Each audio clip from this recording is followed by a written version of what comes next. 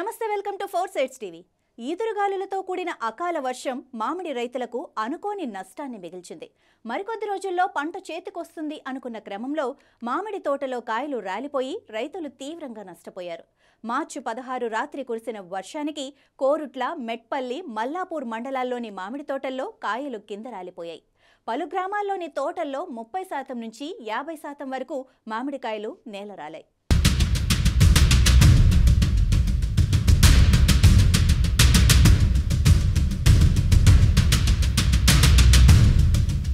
ఇప్పటికే తేనె మంచుతో పూసిన పూతంతా వాడిపోయి అంతంత మాత్రంగా కాసిన మామిడి ఇప్పుడు ఈ గాలి వర్షంతో కాసిన కాయలు కూడా రాలిపోవటంతో మామిడి రైతులు ఆందోళన చెందుతున్నారు. మరో 15-20 రోజుల్లో కాయలు కోసి మార్కెట్కు తరలించొచ్చు అనుకుంటే అకాల గాలి దుమారం తమ ఆశలపై నీళ్లు చెల్లిందని రైతులు కన్నీటి పర్యంతమవుతున్నారు. వాస్తవానికి మామిడికాయలు తడిచినా, మచ్చలు వచ్చినా మార్కెట్లో వాటిని కొనుగోలు చేయటానికి వ్యాపారులు ఆసక్తి చూపరు.